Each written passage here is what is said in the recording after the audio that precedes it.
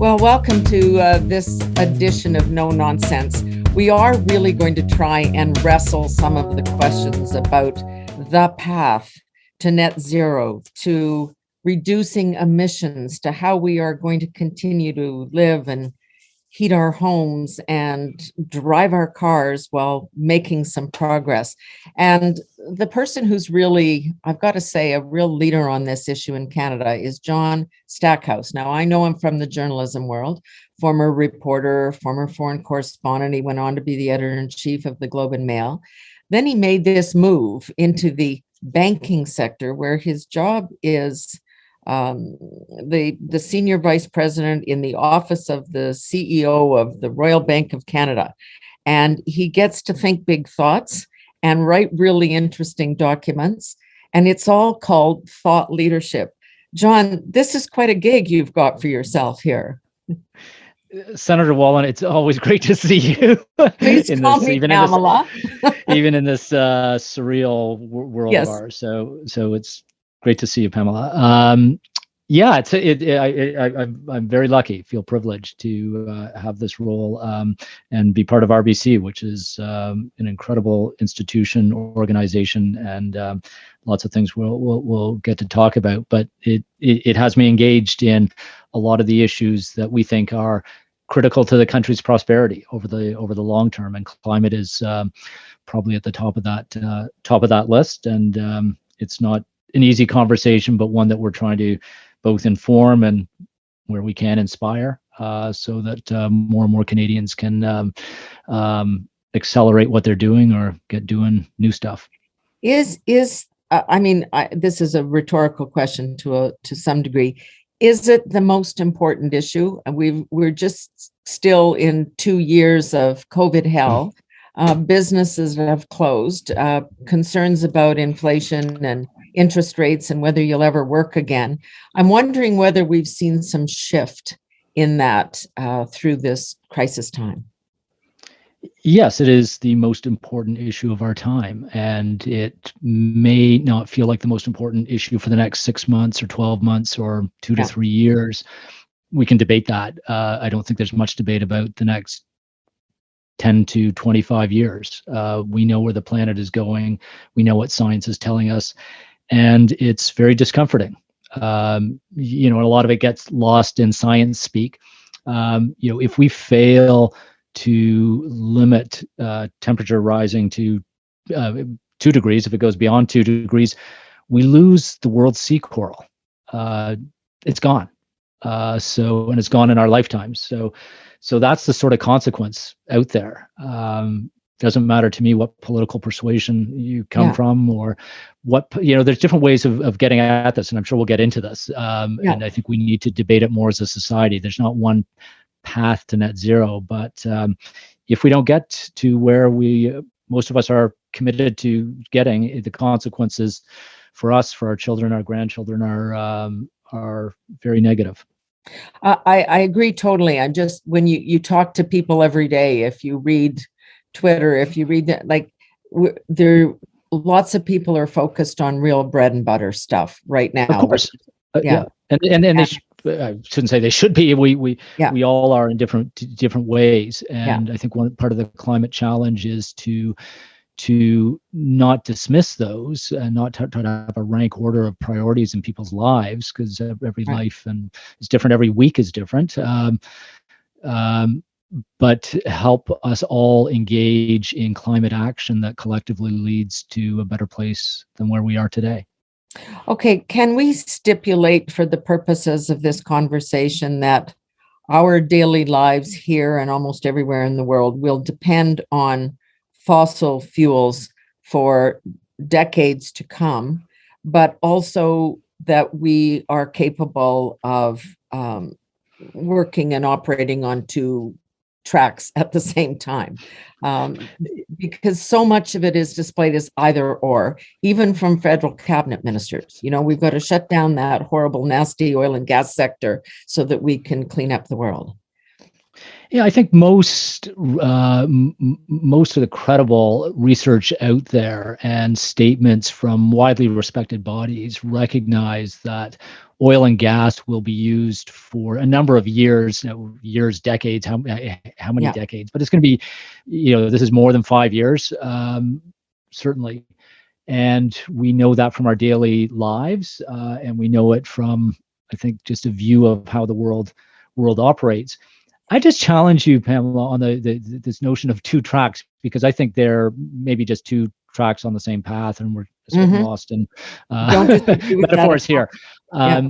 We have to, the path to net zero, to use the cliche, runs through the oil and gas sector. Yeah. We do not get to net zero without the oil and gas sector and without harnessing the tremendous resources, including the technology that it generates. And Canada has a great opportunity, and we do have a bit of a history of squandering great opportunities as a country. We got one right here, where we can better deploy and engage the oil and gas sector to help us all get to net zero. And shutting it down is not, in fact, that's going to be very damaging in all sorts of ways, economically to and our socially. economy, as writ large. Yeah. So how do we get on with it, recognizing, yes, we will all, I shouldn't say all, the bulk of society is going to be using oil and gas for a number of years. And there are ways to do that sustainably that actually contribute to getting to net zero before 2050. And I guess part of the concern is that the energy sector has been leading on this issue. I mean, there's a lot of stuff going on, whether it's carbon capture, discussion around nuclear. Like, they are having this discussion internally as industries because they must and they should and they have to, and it makes sense both for not only for the environment but for the bottom line. This makes sense. It's so interesting to hear, and you get to talk to lots of people internationally. When you listen to a range of people around the world talk about the energy transition, most of them will say all of the above to the energy question. We have to engage in all energy sources that we have, and you work with technology and also behavior to ensure it's more sustainable. There aren't many countries in the world that have all of the above, that have oil, gas, nuclear, wind, solar, biofuels, water, agricultural land. Yes, we got it all.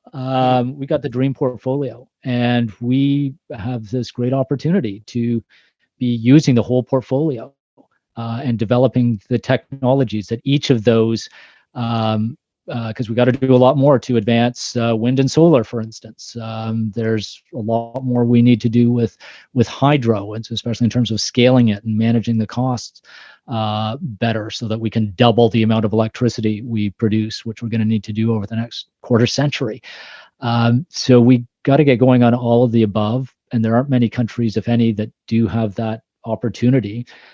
So how do we see this as not just an opportunity for Canada, but our global opportunity? If we can create the technologies and processes, which we're already doing, you mentioned a couple, we can start exporting those to the world at a scale that we probably haven't done for a while.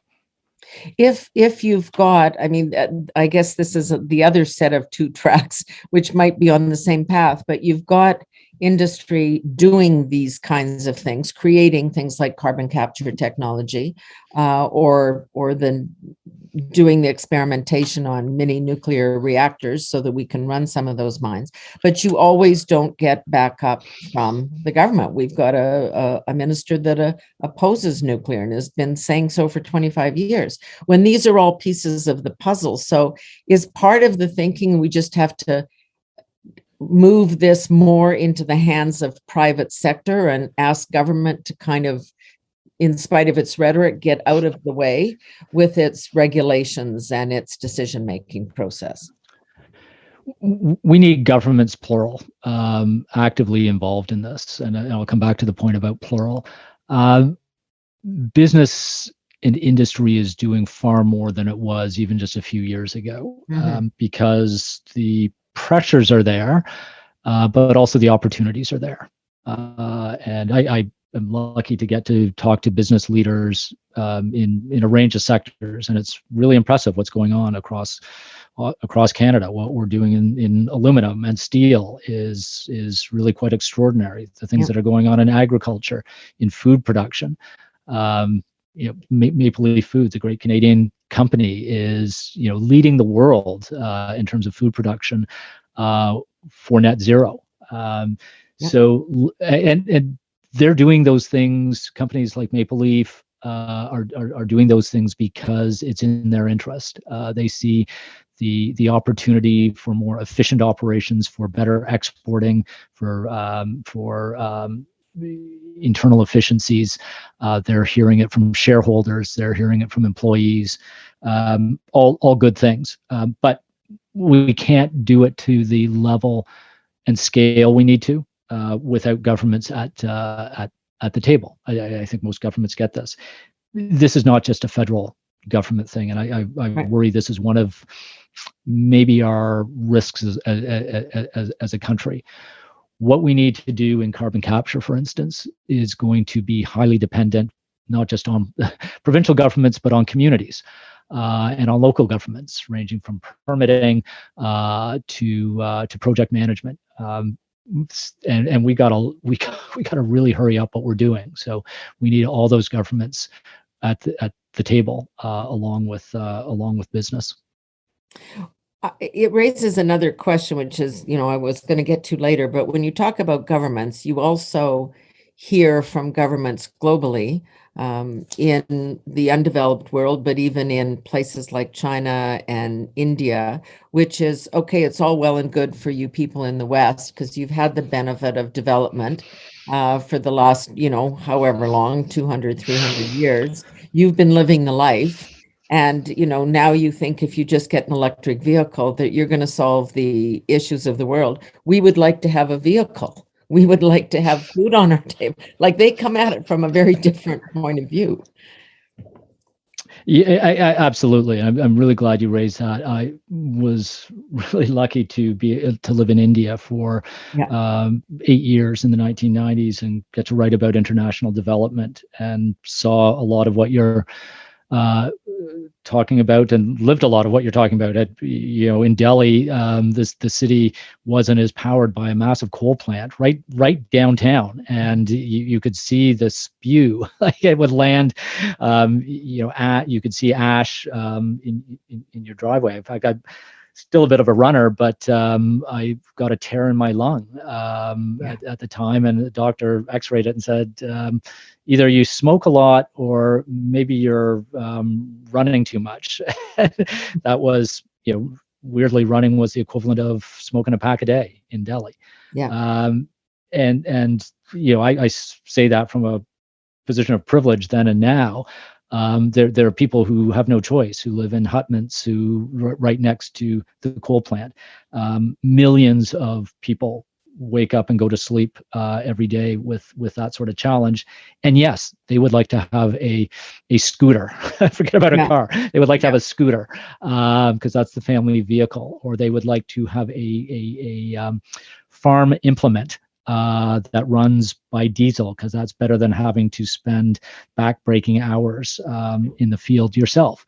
So there are enormous social justice issues here in the energy transition that we often take for granted, and we're lucky to be able to take them for granted, perhaps.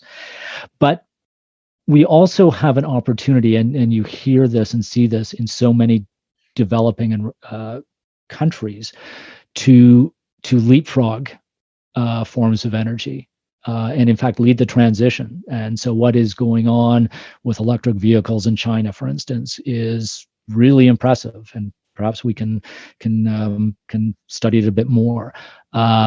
Not easy though, because frankly, coal is still the cheapest, most accessible form of energy on the planet. It works really well. On that topic, when we were shooting stories in Beijing, 20 years ago, 15 years ago, you'd have to come in 2 or 3 times to get the black coal suit off your Yeah. faith, right? So you could go back out and do your work. But I mean, they do coal because it's cheap and it's accessible, Yep.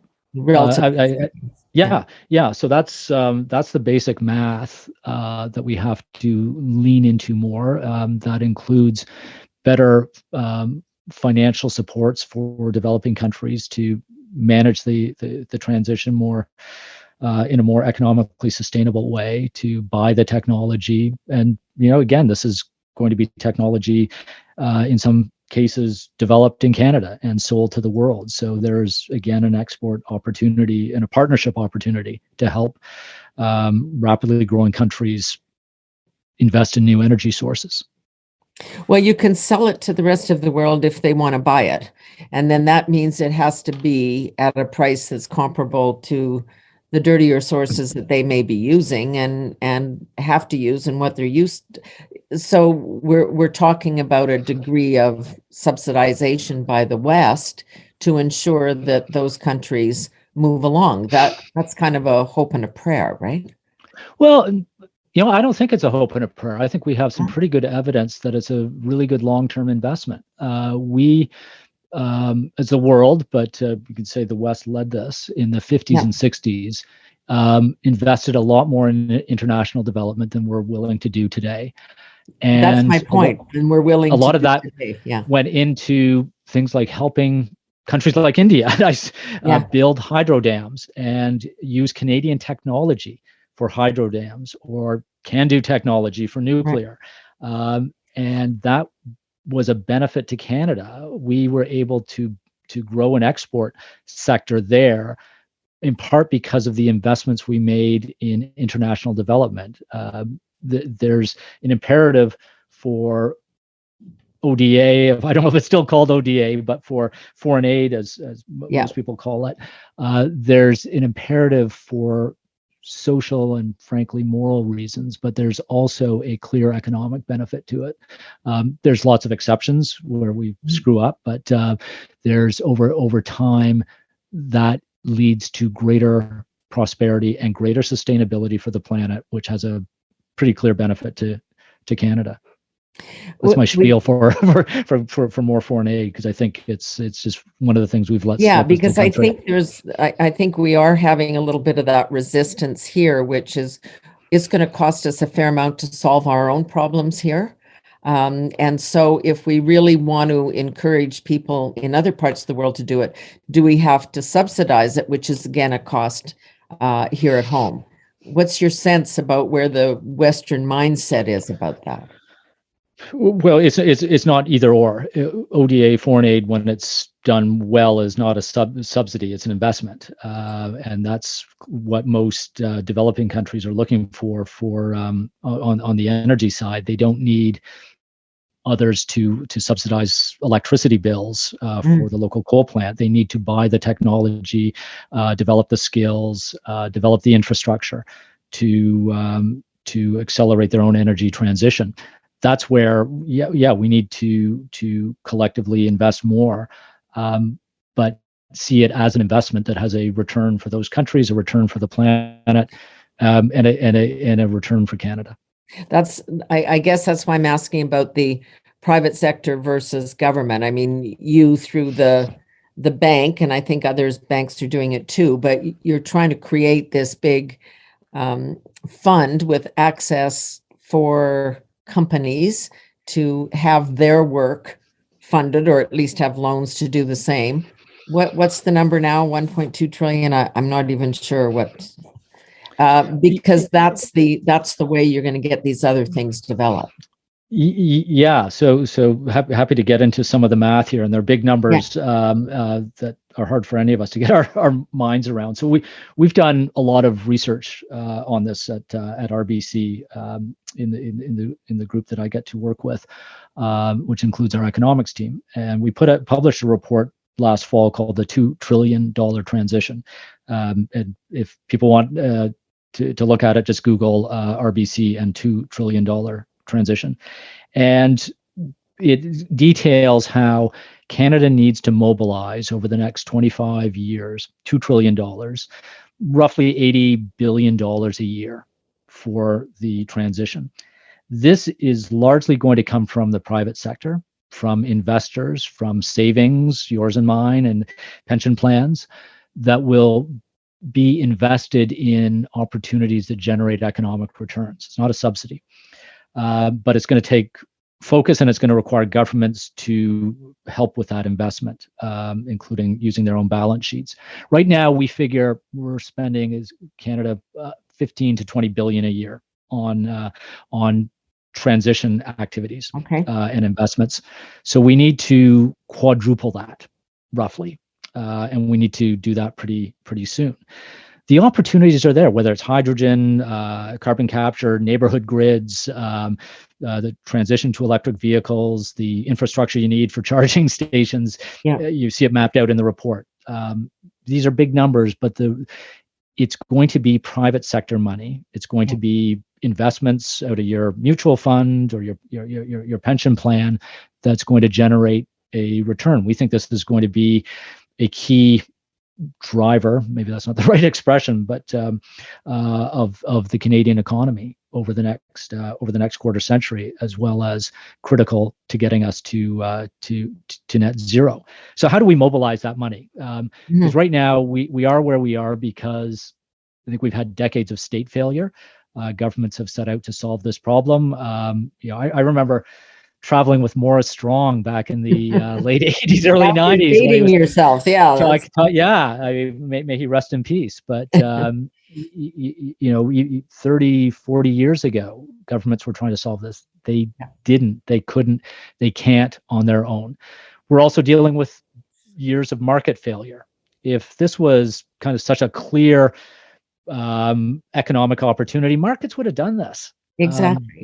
So let's take a breath and say, neither markets on their own can solve this, nor governments and the state can solve it on its own. So we need a new approach, and it's going to require markets, private investment, and public investment. It's going to require regulation and the rule of law, as well as systems, including the banking system. And maybe we can get into that to ensure that those billions, the 80 billion a year for Canada, find those opportunities, and those opportunities are created, whether it's changing the grid in your neighborhood, investing in heat pumps for your house, managing the transition to electric vehicles, or huge things like more electricity generation. As I said, we have to double the amount of electricity in this country. So the fund, what the bank, the bank is not going to give people $2 trillion. No. This is a fund to try and incentivize people. I hate that word. Well, it's not a fund per se. It's kind of an estimation of what we need to do, but we need to mobilize the capital. So what we do as a bank, like, we're an intermediary. We find savings and we deploy it to those who can put it to work. That's a really good thing that we have. We're lucky to have a strong banking system in this country. We're lucky to have strong pension funds, because we take savings and put it into investment. That's how our society has been able to grow and prosper for generations. So let's not muck with that. But let's think about, how do we deploy that really powerful approach to capitalism, frankly, in a new way, so that we can harness the savings of the country, which are plentiful, and put them into investment activities that generate a positive return, and ensure that Canada gets to net zero by the time we need to do it, and we're committed to do it. So you're creating access. I mean, it's not like there's money over here. You're just creating access. So people who want to do this, you've set aside, you've put an amount on it that you're prepared to commit in terms of that access. Well, so within RBC, what we're doing particularly, and it's really interesting to watch this evolve, we've committed $500 billion by 2025 for sustainable finance. We are flowing upwards, it's approaching 100 billion a year in sustainable finance. That is globally, because we're a global bank. We raise money from people in Norway and California through deposits and other vehicles, and then we lend it to people all over the world. Most of the demand for that is coming from the US and Europe. We would like more of that to go to Canadian opportunities and So why investable is projects. Why is Because that? we're not creating the opportunities in this country at the scale that we need to. So we need to think about, you've mentioned carbon capture. What do we need to do? And that's going to require public investment, whether it's through tax credits or investment from public enterprises. And it's going to require a lot of private investment. But we've got to have that public commitment that then crowds in is the buzzword, crowds in that private investment. Same with hydrogen, same with other, all the other ideas that we've been talking about. That's just moving faster in other places. Okay, we get in our way through. Where's the issue? Because investors, I mean, we are not known for being a really entrepreneurial country, I suppose, because of the level of government involvement in our life, healthcare, all of those things. So investors in other countries are prepared to do this. They're accessing your funds because of I'm assuming other banks are doing this too, to make a green commitment. But Canadian entrepreneurs aren't really stepping up now. Why is that? Is because we don't have good ideas, because there's too much regulation in the way? Like, I'm just trying to figure out, you say we need $80 billion a year of people doing that. So how do we make that possible? So there's no shortage of ideas and commercialized ideas. There's no country in the world of 38 million people that has generated as many successful clean tech and transition ideas as Canada has. There was a list that came out last week of the 100 top clean tech companies in the world. 13 were Canadian. I mean, that is crazy good. Like 13% were 0.5% of the world's population. So like we are crushing it in terms of developing ideas, and companies like Carbon Cure or Terramera are doing extraordinary things, and their founders will tell you that their best opportunities are unfortunately outside of the country. So why is that? Well, range of reasons. One, scale. U.S. has more scale. China, India have more scale, but procurement. So governments, the city of Los Angeles buys Canadian technology for its construction materials because they're climate positive. Why isn't every Canadian municipality doing the same? There are clear tax incentives in the U.S. for carbon capture that we've been studying as Canada for years. But they're getting on with it. So we just got to get on with it. So you need the right incentives, fiscal incentives. You need that first buyer, which sometimes is government, to help the entrepreneur demonstrate that they can scale the technology out of a lab or wherever they're building it. You need clear regulations that show people, okay, this is what we can do. And then you need goals. Business responds well to goals, and we're getting there as a country. We just need to really push it, to be able to say, as a country, our collective goal is to get emissions in this sector or this area from X to Y. Over to you, private sector, to make that happen. And we're going to create public funds as well as private funds for investment to make that happen. And maybe a last point, Pamela, is we've got to start depoliticizing a lot of this, because that's exactly a lot of this are going. Decisions, investments that are going to outlive the government of the day, a government of the day. And that's not always the mindset that we get in public-private conversations. No, and we watch it happen with the rules and regulations around the energy sector, and then you go one direction, and then there's an election and a new government comes in, and eventually the companies, the corporations say, "You guys are way too unpredictable. We're just going to go and invest somewhere else because we can't keep having our heads spun around 180 every 4 years." One of the things we do have going for us is talent. It's Yeah. not just the 38 million people. Of those 38 million, Canada's just really got it going on the talent and skills front. We're doing a research piece at RBC on, we call it green jobs, but looking at, it's roughly 15% of Canada's labor force is going to go through a skills transition because of the energy transition over the next few years. This is coming at us, and it's not just oil workers who are going to shift, and engineers working in all sorts of sectors.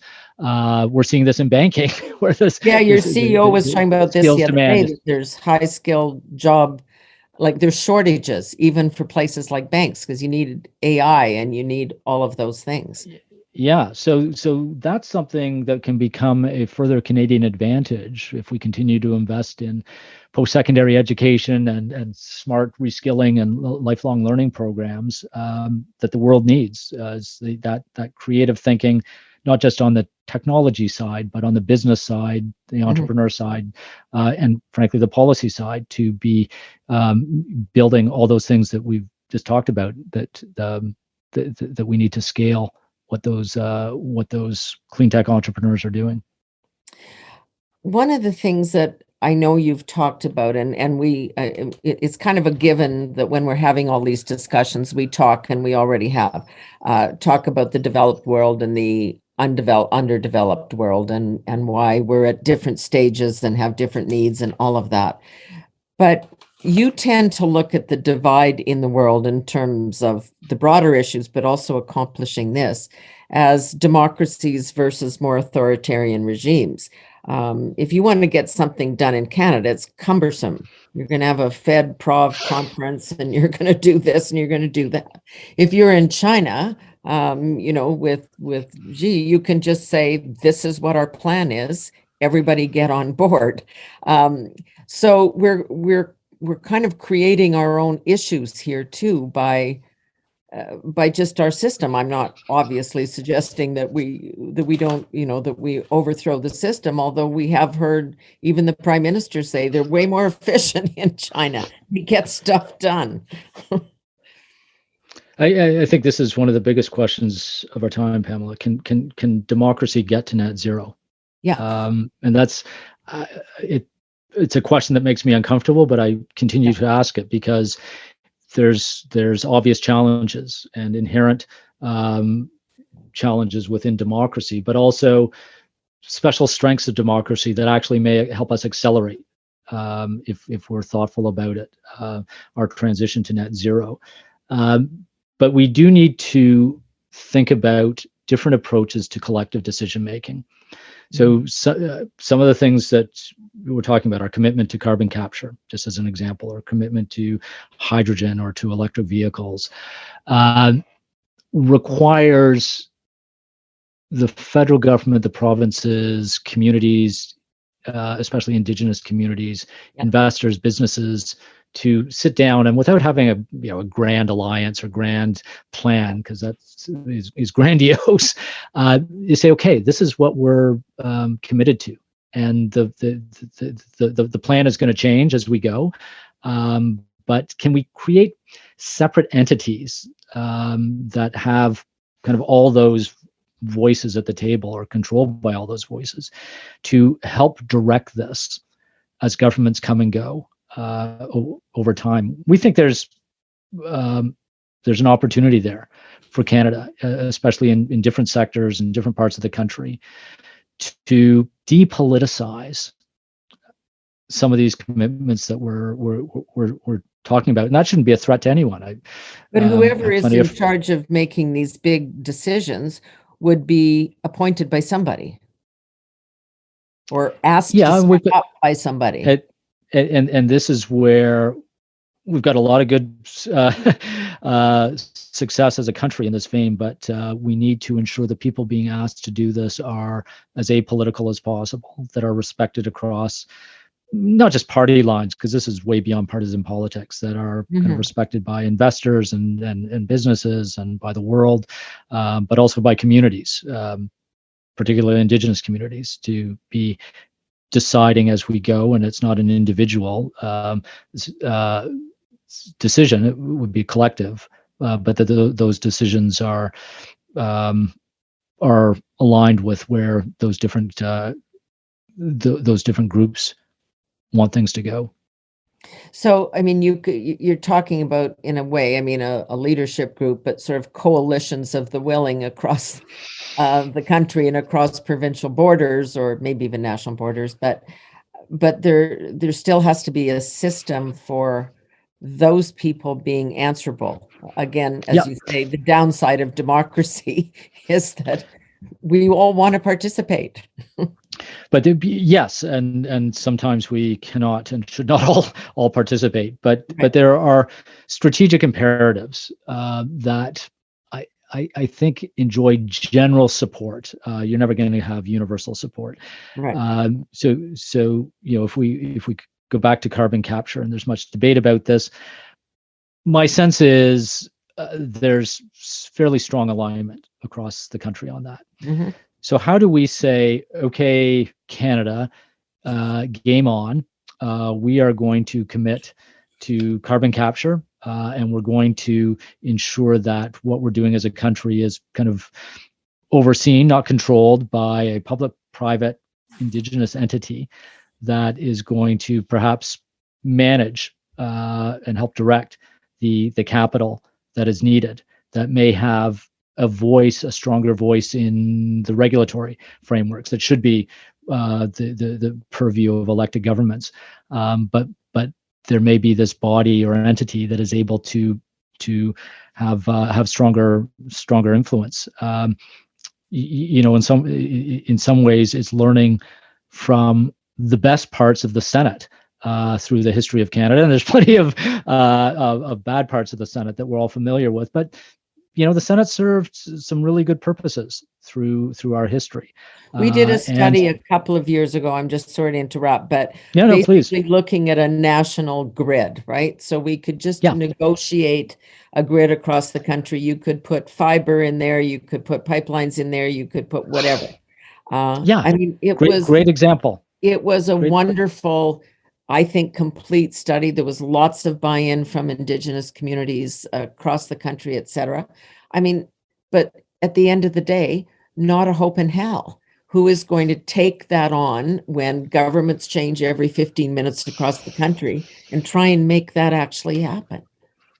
So the national grid, it's hard to imagine how we get to net zero without that kind of commitment. Yeah. And that is more dependent in some ways on the provinces than the federal government. So yes, how are we going to get there? Well, probably not using kind of the playbook that we tend to use when it comes to Fed-Prov issues. So let's figure out a new playbook to do that, because it's going to be Fed-Prov, Indigenous, and private sector. And say, okay, Canada, we need to, in 25 years, double our electricity production, transform our grid. Here's what it's going to cost, and we'll each pony up or commit to that, the capital to get it going, and create quasi-autonomous entity to direct it, because it cannot be left to the short-termism of democracy, which has a place, but that is just going to undermine the long-term transition that we need there. And on the other side, I mean, I know you didn't go to COP in Glasgow, and that was probably really smart for you not to get on a plane and go there. Others maybe didn't consider the optics. But, you have Greta Thunberg there going, this was all just a bunch of blah, blah, blah. Like, you guys aren't doing anywhere near enough. So you've got pressures from that side, and then you've got pressures from the business community saying, look, we don't have markets, we've got too much regulation. Like that's a squeeze all around. Yeah, we're not doing enough. We're not moving fast enough, but we are doing a lot. And there was some really important things that did come out of Glasgow on markets, for instance, and much more needs to be done there. But that is progressing, and that is critical on coal, on forests. Not enough, but they are advancements. And I think it's important not to be overly cynical. It's good to be skeptical, but not to be cynical about these international efforts. They are insufficient on their own, but necessary. If we didn't have those, I'm not sure we would be making the insufficient progress, or the progress insufficient as it is that we're making. Not sure everyone needs to be there, though, in terms of, exactly. to your point. I was, people are saying, John, you got to be there. You got to be there. I'm like, really? I think it's going to be fine. It's going to be fine without me. I think it's kind of be fine when everybody sees all this, and not everyone needs to be there. Yeah, not everybody needs to be there is right. Our time is flying by here, but I want to, and this is a book that it really touched me. I really love this book called Planet Canada. This is basically from your earlier life when you were running around the world, and about this untapped resource of expats that are everywhere doing all this brilliant stuff that you're talking about, that they may have had a hard time doing here just because the market was small. And that's fine. That means high tech, and it also means comedy. You need to have those you need to have audiences. And it was it was an interesting idea, like try and harness this. The trouble is it's kind of antithetical to what governments want to do. They want to be in the center, but it's a huge resource. Yeah, no, thanks for mentioning the book. This is something I'm quite passionate about, because we have a unique, rare opportunity as a country. We have 2 to 3 million Canadians living, working, and studying outside the country, to close to 10% of our population. I've nicknamed it the 11th province. Exactly. And for way too long, we as Canadians either ignore or kind of complain about them as being brain drainers, traitors, people who have left Canada. There are dozens and dozens of other countries around the world who take the completely opposite view, who say, this is amazing. We are so glad there are Singaporeans in New York City, because they can do way more for Singapore in New York than back in Singapore. Israel, China, and India have the same view. In fact, India is accelerating what it's doing with its global population. So how do we think more globally about our people? And we're shifting from an age of institutions to people, or maybe we've already shifted, but it's not just people. We are in an age of networks, and networks are kind of nodes of people. Networks, you mentioned Greta Thunberg. Greta Thunberg's network is more powerful than many institutions on the planet. Black Lives Matter is a network more powerful than many institutions, some of the biggest governments, police forces, and corporations in the world. This is all actually for the better, but it's also, I think, irreversible. It doesn't mean institutions are going to disappear. We need them, and and Canada's actually very good on the world stage when it comes to institutional thinking. But we also need to think as a network and understand that there's all these Canadians out there doing incredible things who want to be, for the most part of the Canadian network, not just for their own benefit, but to help Canada in the world. And you think about a challenge like climate, and many Canadians say, like, why bother? Like, we're such a small part of the world. Whatever we do, it's not going to matter because China and the US and So, and I think that is, I understand the perspective, but it's really short-sighted, because it's missing this opportunity where we can activate Canadian scientists, technologists, entrepreneurs who have left but want to take Canada with them. And so when you think of those technologies, how do we deploy them in China or Los Angeles? Because there's Canadians there trying to do it. But we have to connect with them, whether it's our governments or universities or banks or big businesses or media. to ensure that Canada is going with them out there into the world. And maybe one of the positive things we've learned from the pandemic is geography matters less than it Right. used to. Because we can So just do it this way. Yeah, I think you're on Canadian soil today, Pamela. You told me you were when we signed on, but we could do this wherever either of us are, and wherever either of us are, we're both really Canadian, and that ain't going to change. And we both want to try to help and do more for Canada. So how do we kind of get over location and make sure we're doing more for Canada and finding more Canadians in nooks and crannies, in all sorts of places of the world, usually amazing at what they do, helping Canada. When I was in New York as consul general, I was amazed. I mean, there's a huge Canadian diaspora in that city, and they would just come out. If we phoned and said, "Look, we're having a dinner about this or an event about that," Christopher Plummer or Peter Jennings, all these guys would just show up.